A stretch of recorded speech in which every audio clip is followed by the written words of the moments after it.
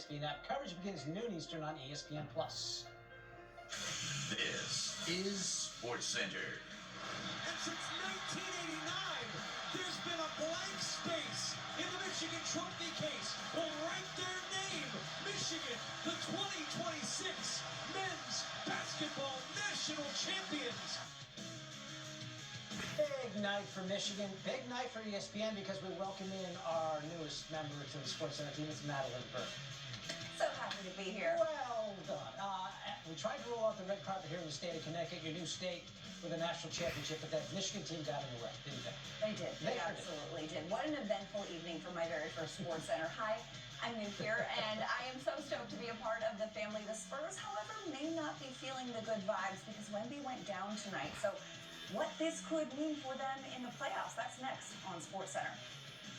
But first, of course, we start with the national championship in Indianapolis. Number 1, Michigan. Number 2, UConn facing up in the Natty.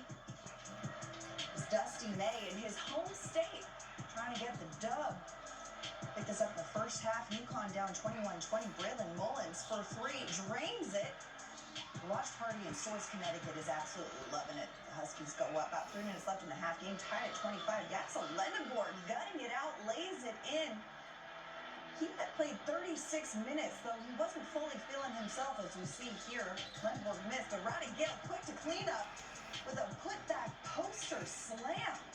Michigan leads 33-29 at the half.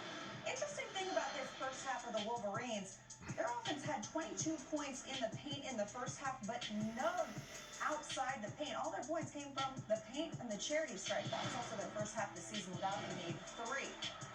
Early in the second, Michigan up. Elliot Cadeau drives, lays it in. The deuce and the damage. That was Solo Ball's 4th foul. About a minute later, Lendeborg scores the floater and the foul. Michigan up 41-33 after the made free throw. Then Cadeau, what do you know? Putting on a show. Buries a 3. That was the first 3 for Michigan of the game. Watch party in Ann Arbor is stoked. About 8.5 minutes left. Silas Demery lays it in. UConn cuts the deficit to 5, so you're saying there's a chance. Danny Mara throws down the alley-oop slam. Dan Hurley. Ooh. Michigan goes up 52-45. Under 3 minutes to go. UConn down. Alex Caravan splashes a 3. UConn watch party loves to see it. They cut the deficit to 6. Now under 2 minutes to go. Michigan up. Trey McKinney answers with a dagger 3. Yeah, fired up there. Now, Michigan watch party also fired up as Michigan goes on to win this one 69-63. Get the natty. Here's Dusty May after the win. We talked about it early in the season, a center banner. Like we have a lot of, Michigan's got a proud tradition. There's a lot of banners on the side. There's one lonely banner up in the middle, and if we were having a bad practice or we didn't have our edge, we would remind them that if we're ever going to hang another banner so that one has some company, then we can't have these type of days, we can't have these type of practices. I definitely thought that we were going to win the championship. You know, the team was a really, really talented group. Everybody's super unselfish, so I definitely felt like, you know, the power of friendship could lead us to victory, and I mean, it did today. You know, we pushed through so much. We all sacrificed a lot, minutes, points, fame, all of that, just to get to this moment, and I know everybody's super proud and super grateful to be a part of this group. You hear that? That's the sound of the Big Ten collectively exhaling as their losing streak in national championships has finally come to an end. Michigan ends what was an 8-game losing streak for the Big Ten, the longest losing streak in the title game by any conference all time. For more, here's Dan Hurley. Special group that's done a special season. What'd you tell them when you got in the locker room?